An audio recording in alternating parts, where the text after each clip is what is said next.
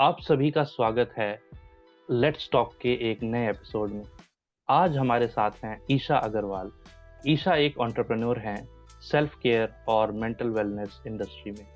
इनका मानना है कि खुशबू यानी महक, जिसे हम इंग्लिश में फ्रेग्रेंस भी कहते हैं, वो हमारे दिल और दिमाग को एक्साइटमेंट से भर देता है। ये आपको नए एहसास का मौका देता है और अपनी ज़िंदगी के सुनहरे और अच्छे पल याद करके सुकून पाते हैं। ईशा एक कैंडल मेकर हैं और आपके ब्रांड का नाम है पोर्ड विद लव। तो डेफ़िनेटली जब हम एक ब्रांड की बात करते हैं, वो भी एक ऐसे यूनिक नाम के, तो हमें यही दिखता है कि यहाँ पर काफ़ी सारे लोग होंगे जो कोई R&D कर रहा होगा, कोई मार्केटिंग, कोई प्रमोशंस, कुछ ना कुछ हर टाइम एक्साइटिंग चीज़ें चल रही होंगी। तो ईशा, सबसे पहले हम आपसे यही जानना चाहेंगे आपके ब्रांड के बारे में कि इस ब्रांड का यूनिक जो नाम है, ये आपको कैसे आया इसका ख्याल? नमस्ते एवरीवन। थैंक यू, मुझे इस प्लेटफॉर्म पे चांस मिला कुछ अपने बारे में डिस्क्राइब करने के लिए और अपनी चीज़ें शेयर करने के लिए। तो जैसा विकास जी का क्वेश्चन था कि मुझे इस आइडिया को कैसे आया इस नाम के लिए, तो आई थिंक जो नाम है वही आपकी ब्रांड को पहचान देता है। तो मुझे ये नहीं था कि मुझे बस अपना कुछ बना के बिजनेस बनाना है, मुझे ये था कि कुछ ऐसा क्रिएट करना है कि जिससे लोगों को नया एक्सपीरियंस मिले। और ज़रूरी नहीं कि ओनली कैंडल्स रहेंगी, आगे जाके मुझे और चीज़ें बनानी है, तो एक स्पेसिफिक नाम नहीं रखा कि एक प्रोडक्ट बनाना है, ऐसा नाम रखा है कि जिसमें चीज़ें और इंक्लूड कर सके हम लोग। तो फिलहाल अभी एक ही प्रोडक्ट है, बट नाम के पीछे ये सोच है मेरी। एग्जैक्टली मेरा भी यही सोचना था। जो आपने ब्रांड नेम रखा है, इसमें आगे बहुत सारी चीज़ें ऐड हो सकती हैं।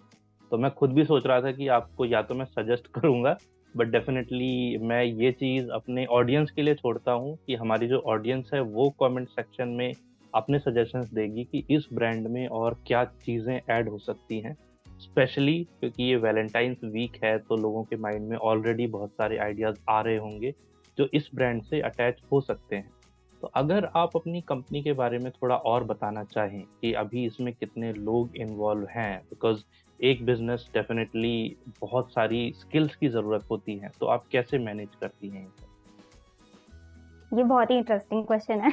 अभी एज सच मैंने स्टार्टअप किया था 1 साल पहले स्टार्ट, और फिलहाल मेरे ब्रांड कंपनी में सिर्फ मैं अकेली हूँ, और सारा production, marketing, accounts department, networking, सब चीज़ मैं ही हैंडल कर रही हूँ।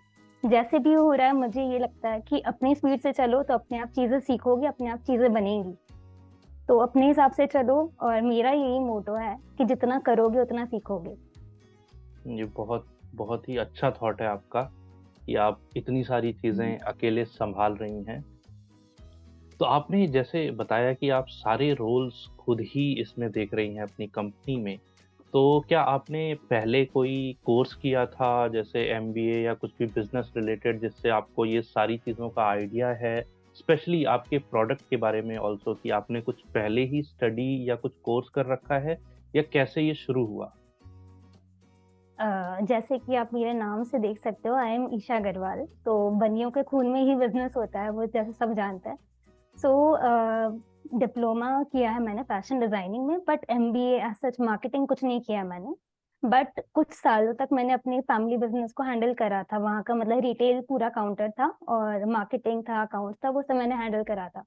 रिलेटिंग टू द कैंडल्स, उसके लिए मैंने प्रॉपर कोर्स करा था, क्योंकि चीज़ें उसमें टेक्निकलिटी होती है कि जिससे चीज़ें हमारी लाइफ को अफेक्ट कर सकती है अगर सही से नहीं बनाओ तो वो चीज़ मैंने सीखी थी, और उसी पे रिसर्च करके फिर प्रोडक्ट डेवलप करा है, और उसी को मार्केटिंग करने के अपने अपने तरीके न्यू ढूंढ रही हूँ बस अभी। That's great. तो जैसे आपने बताया कि बहुत सारी टेक्निक्स भी होती हैं इस प्रोडक्ट को बनाने के लिए, तो क्या आप कोई अपना एक प्रोडक्ट शोकेस करना चाहोगे? प्लस अगर आप बताना चाहो कि ये बनता कैसे है? श्योर, मेरे पास हैंडी है कुछ प्रोडक्ट्स, अभी मैं काम ही कर रही थी। सो 2 प्रोडक्ट्स एक्चुअली। दिस इज ये वैलेंटाइन स्पेशल है फिलहाल, क्योंकि जैसे कि वैलेंटाइन डे साथ पास में आ रहा है। तो ये प्रोडक्ट्स जो भी है सारे ही ऑर्गेनिक है, प्लांट बेस्ड है, और सारी फ्रेग्रेंसेस से लेके वैक्स से लेके जो बत्ती है विक, वो भी ऑर्गेनिक है। और सब चीज़ें मैं अलग अलग जगह से सोर्स करती हूँ, और इसका एक टेम्परेचर होता है, उस टेम्परेचर पे ले जाने के बाद उसको फिर पोर करना पड़ता है और उसमें फ्रेग्रेंसेस डालने पड़ता है। रही बात डेकोरेशन की है तो वो अपनी क्रिएटिविटी के ऊपर है, तो वो उसमें एक्सपेरिमेंट करने में अलग ही इंटरेस्टिंग चीज रहती है। और ये दूसरा फ्रेग्रेंस है, this is another fragrance for my Valentine's thing. तो ये काफी काफी चलती है मेरी फ्रेग्रेंस। एग्जैक्टली इसमें क्योंकि जो दो कलर्स हैं तो वो थोड़ा सा आइसक्रीम जैसा भी लग रहा था। तो नहीं, बहुत इंटरेस्टिंग है। और आपने जो बताया ना कि जैसे एक्सपेरिमेंट करने का मौका मिलता है, तो वही मुझे अपने केमिस्ट्री क्लासेस का टाइम याद आ रहा है कि मेरा मतलब सपना शुरू से था एक साइंटिस्ट बनने का। बट डेफिनेटली शायद उस टाइम पढ़ाई में इंटरेस्ट आया नहीं, तो मेरा भी यही प्लान था कि केमिकल्स मिक्स करेंगे, एक्सपेरिमेंट करेंगे, कुछ ना कुछ तो नया बनेगा। और आप ऑलरेडी इतने एक्सपेरिमेंट्स करके एकदम इंटरेस्टिंग कैंडल के हर बार एक, तो हम इसको क्या, इसकी खुशबू मतलब कितने डिफरेंट टाइप्स की इसकी खुशबू हैं, अगर आप कुछ मेजर बताना चाहें। मतलब मेरा पूरा ब्रांड के पीछे की स्टोरी ये है कि हम लोग जैसे आजकल की दुनिया में इतनी फास्ट लाइफ हो गई है, तो हम लोग भूल गए हैं खुद को पहचानना, खुद को समझना। तो ये मेरे जो फ्रेग्रेंसेस अलग अलग है, दैट इज फॉर हमारे डिफरेंट मूड्स, अलग अलग मूड्स के लिए। तो एक एक फ्रेग्रेंस होगा जो आपको रिलैक्स करने में हेल्प करेगा, एक फ्रेग्रेंस होगा जो आपको कंसंट्रेट करने में हेल्प करेगा, एक ऐसा है जो आपको बचपन की पुरानी यादें याद दिलाएगा, एक ऐसा होता है कि आपके घर को ओवरऑल फ्रेशनेस देगा, माहौल देगा, अच्छा माहौल, मतलब गेस्ट आ रहे हैं या कुछ हो रहा है। तो वो है स्टोरी हर फ्रेग्रेंस के पीछे। और मैं अपनी ब्रांड की मार्केटिंग यहाँ नहीं कर रही हूँ, बट जैसे बाकी ब्रांड्स ये होता है कि एक आपको फ्रेग्रेंस दे दिया, रोज फ्रेग्रेंस, तो रोज बना दिया। बट मेरे में ये है कि मैं 4-5 फ्रेग्रेंसेस को अलग मिक्स करके नया खुद का बना के then I am making a candle. तो ये एक्सपेरिमेंट तो चलता ही रहता है डिजाइनिंग में ही, फ्रेग्रेंसेस में। तो एज सच अभी मेरे पास 5 डिफरेंट फ्रेग्रेंसेस है। That's great. तो आपने जैसे बताया कंसंट्रेट करने के लिए भी एक फ्रेग्रेंस है, तो वो फ्रेग्रेंस क्या, जैसे कि ज्यादातर लोगों को काम करने का मन नहीं होता है, प्रोक्रेस्टिनेट करते हैं लोग, तो ऐसी कैंडल भी है जो मतलब अगर हम जलाएंगे तो ऑटोमेटिक फोकस हो जाएगा हमारा काम में। ऑटोमेटिक कुछ भी चीज नहीं होती है, बस ये है कि आप जलाओ। आपको थोड़ा खुद को टाइम देना पड़ेगा, थोड़ा कैंडल को टाइम देना पड़ेगा ताकि वो अपना असर दिखाए। तब जाके आपको उसका फील होगा, तब जाके आपकी जो एरिया है, आसपास का सराउंडिंग है, उसमें से नेगेटिविटी जाएगी। तब अपने आप आपका मन कर जाएगा जो भी आपको काम करना है। That's great. और अगर मैं अगला एक और पूछना चाहूँ, क्योंकि इसमें बहुत सारे क्वेश्चंस आ रहे हैं ऑटोमेटिक ही। तो मान लो अगर किसी की लड़ाई हो गई है या गुस्सा है, तो क्या कोई ऐसी भी कैंडल है कि वो धीरे धीरे उनका मूड शांत हो जाएगा और वो वापस बातें करने लगेंगे। इस चीज में डिपेंड करता है कि वो सामने वाला इंसान है कौन। अगर कोई स्पेशल इंसान है तो ऑफ कोर्स आप उसको जला के अगर आप साइड में रख दोगे, फिर आप अपने पार्टनर को मतलब कंफर्म करोगे कि चीजें सही है, या फिर डील करोगे उसके साथ जो भी है, तो वो अलग चीज है। पर अगर वर्क प्लेस की बात करो या फिर अपने कुछ भी काम से रिलेटेड बात करो, तो उसमें भी ये है कि आप बैकग्राउंड में चला दो उस कैंडल को, और आप सामने से थोड़ा स्मार्टली उस इंसान को हैंडल करो। तो दोनों ही चीजें रहती है। That's great. तो ऑलरेडी मुझे तो काफी पॉसिबिलिटीज लग रही हैं, तो मैं तो डेफिनेटली ट्राई करूंगा ये कैंडल इस एपिसोड के बाद। और जैसे आपने ये बिजनेस शुरू कब किया था, जैसे आपने बताया कि आप इतना रिसर्च कर चुकी हैं, 5 ऑलरेडी इसमें अलग अलग एरोमा है, तो आपने कब से ये बिजनेस शुरू किया है। ये बिजनेस 2021 के मिड से ही मेरे दिमाग में था कि कुछ करना है, कुछ करना है, कोविड के टाइम से ही।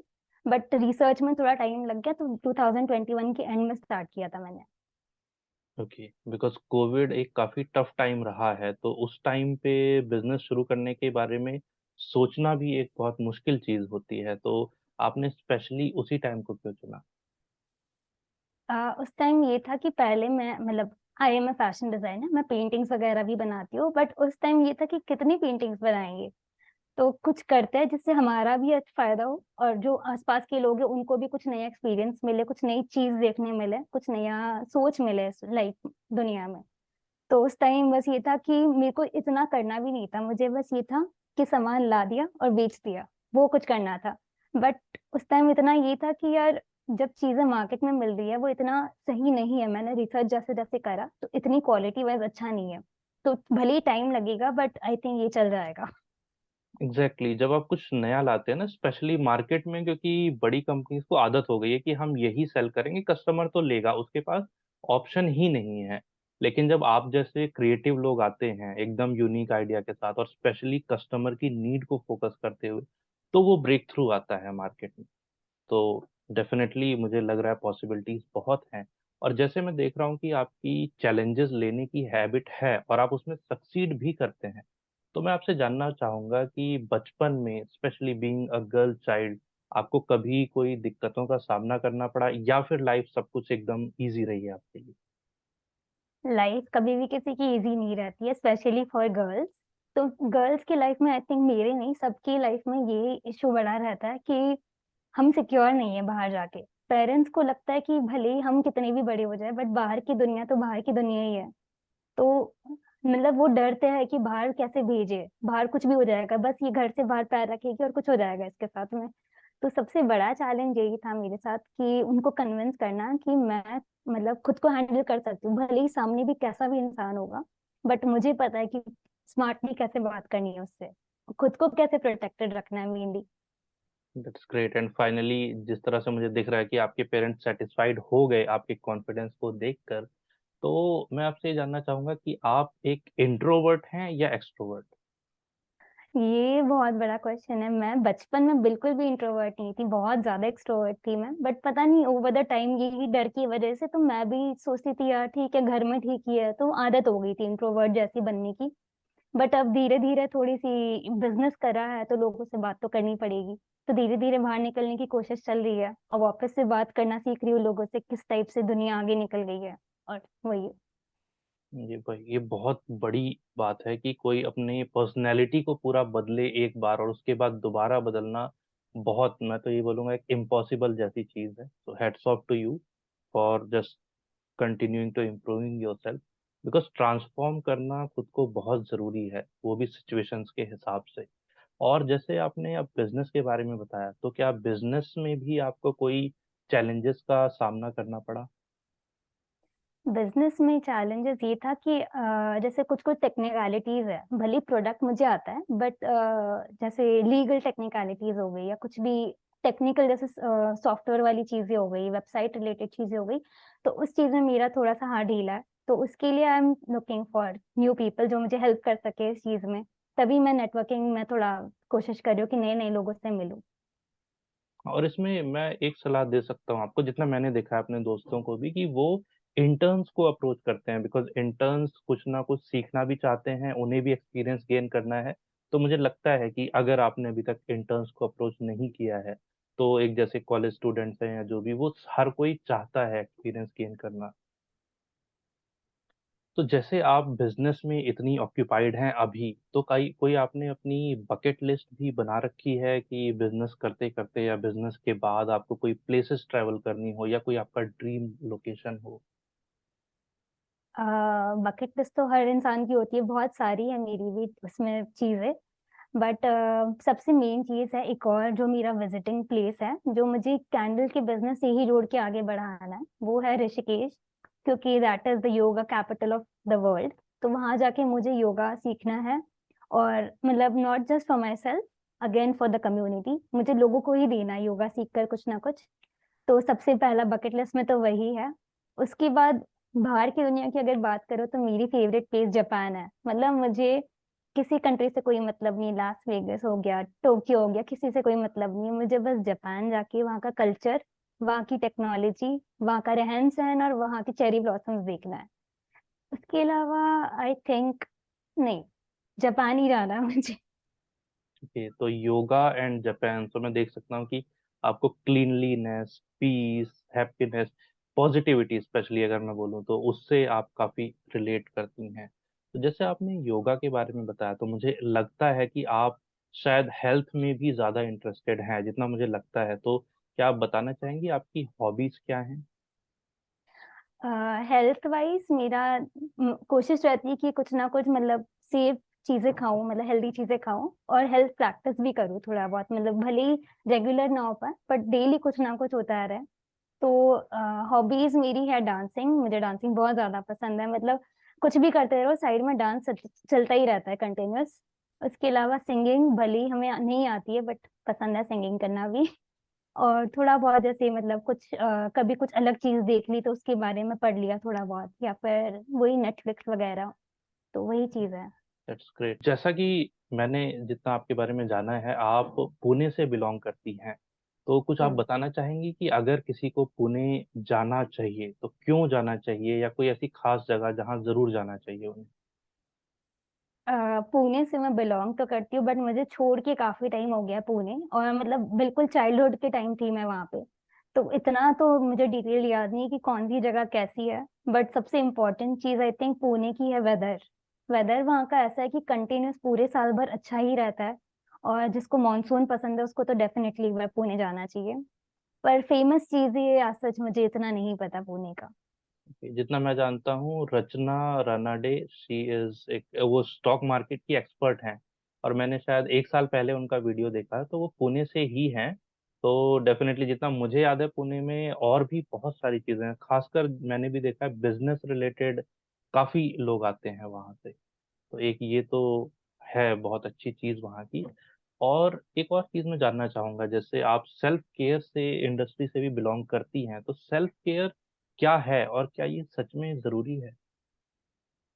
सेल्फ केयर आजकल वही चीज है कि मैंने जैसे पहले भी बोला है कि हम लोग खुद को समझना भूल गए कि कैसे होता है, हमारे अंदर क्या चल रहा है हमें नहीं पता। हमें सब चीजों का पता है बाहर का, बट हमारे अंदर क्या चल रहा है वो ही नहीं पता है हमको। तो सेल्फ केयर हर इंसान के लिए अलग हो सकता है। जैसे मुझे कैंडल्स बनाना पसंद है, वो मेरे लिए सेल्फ केयर है। बट किसी इंसान के लिए कैंडल्स यूज करना सेल्फ केयर है। वो अच्छी बात है, यूज करना सेल्फ केयर ही है। बट मेरे लिए बनाना सेल्फ केयर है। किसी इंसान के लिए घूमना सेल्फ केयर हो गया, नेचर में वॉक करना सेल्फ केयर हो गया। तो बस सेल्फ केयर का आई थिंक ये मतलब है कि खुद को डिसिप्लिन में रखो और खुद की आदतें सही रखो। तो उससे ही सब चीजें अपने आप बैलेंस में रहती है। That's great. तो इसी से अगर मैं रिलेट करूँ, तो मेरे लिए सेल्फ केयर है दुनिया से अपनी नॉलेज शेयर करना, बातें शेयर करना, जो ऑलरेडी मैं कर रहा हूँ इस टॉक शो के जरिए। तो अब मैं आपसे जानना चाहूंगा आपका ड्रीम, बिकॉज सबका एक ड्रीम होता है। अब आप जैसे अपनी एक पर्सनल लाइफ भी जी रही हैं, एक बिजनेस लाइफ भी है, तो आपका कोई ऐसा ड्रीम है जो हमेशा आपको मतलब जगाए रखता है? कई बार एक होता है ना कि नींद भी नहीं आती, वो ड्रीम बार बार आपको सोने भी नहीं देता। ऐसा एक ड्रीम है आपका? ड्रीम तो ऐसे बहुत सारे थे, और कुछ कुछ कोशिश चल रही है कि उसी डायरेक्शन में हम जा रहे हैं। बट मेन मेरा ड्रीम ये है कि एटलीस्ट हम अपनी लाइफ में खुश रहे। जो हमारे पास है ठीक है, हम जो करना चाह रहे हैं उधर तक हम पहुंच ही जाएंगे, डेली मेहनत करेंगे तो। पर एटलीस्ट जो है उसमें खुश रहे। और जो अपना पैशन है उसको ढूंढते रहे। मतलब जरूरी नहीं कि आप ये कर रहे हो तो वो नहीं कर सकते। तो हमेशा कुछ ना कुछ नई चीजें सीखते रहते हैं। तो that is the dream for me कि हमेशा कुछ ना कुछ नया मिलता रहे लाइफ में, बोरिंग ना हो जाए लाइफ। बहुत बहुत सही बात है, क्योंकि लोग कई बार होता है ना, मंजिल को नहीं पा पाते तो वो उदास हो जाते हैं या परेशान हो जाते हैं। तो उस सफर का मजा लेना भी जरूरी है। ये नहीं कि आप सिर्फ मंजिल को ही देखते रहो और एंजॉय करना भूल जाओ। तो जैसे ड्रीम होता है, तो ड्रीम को पाने के लिए कोई ना कोई इंस्पिरेशन भी चाहिए होती है। हर कोई किसी को लुक करता है कि चलो, ये एक पर्सन है जिसकी अचीवमेंट्स या उसकी जो टैलेंट है या उसकी जो स्किल्स हैं या कोई उसका नेचर है वो पसंद आता है। तो आपकी भी कोई इंस्पिरेशन है ऐसी? इंस्पिरेशन ऐसा कुछ नहीं है, बट मेरी मम्मी को जब मैं देखती हूँ ना कि मतलब वो मुझे कई बार ये बोलती है कि मुझे चीजें करनी नहीं आती है, बट मैं लोगों को समझा सकती हूँ कि कैसे करना है। तो उनको देख के मुझे लगता है कि जब वो अपनी चीजें इतनी अच्छे से कर सकती है तो हम क्यों नहीं कर सकते। तो भले ही वो मुझे अपने मेरे फील्ड में ना हेल्प कर पाए, बट एटलीस्ट उनको ये पता है कि मुझे किस चीज की जरूरत है। तो वही चीज है कि एक इंस्पिरेशन वो है कि मतलब जो आता है उसी को अच्छे से करो। That's great. और आप तो जो आता है उसको तो अच्छे से कर ही रहे हो, प्लस जो नहीं आता है आप उसको भी सीखने में पीछे नहीं हट रहे हो। तो ये चीज मुझे बहुत अच्छी लगी आपकी। तो अगर आप अपने प्रोडक्ट के बारे में कुछ और बताना चाहें हमारे दर्शकों को, या फिर हमारे दर्शक कहाँ से आपके प्रोडक्ट्स को परचेज कर सकते हैं जनरली? मेरे प्रोडक्ट्स के बारे में जैसे मैंने पहले बताया, सब चीज़ ऑर्गेनिक है। तो जैसे मतलब लोग बोलते हैं कि घर में ये नहीं करना चाहिए, जलाना नहीं चाहिए, धुआं हो जाएगा, या फिर किसी किसी को ये कि फ्रेग्रेंस तो ये केमिकल्स है तो ये सब नहीं यूज करना चाहिए। तो वो दोनों ही चीजें मेरे में नहीं है। मेरा ऑर्गेनिक भी है, तो उससे घर में कोई भी धुआं नहीं होगा और मतलब आपको सफोकेशन नहीं होगा। और रही बात फ्रेग्रेंसेस की, सब नेचुरल फ्रेग्रेंसेस है। तो मतलब कैंडल इन जनरल बहुत अच्छी चीज है। मतलब अगर आप यूज करोगे तो अपने आप को पॉजिटिविटी लगेगी। रही बात खरीदने की, तो मैंने विकास जी को कुछ लिंक्स दिए हैं मेरे, जहाँ पे आप परचेज़ कर सकते हो, तो वहाँ से आप परचेज़ कर लेना फिर। डेफ़िनेटली मैं वो लिंक्स ज़रूर ऐड कर दूँगा।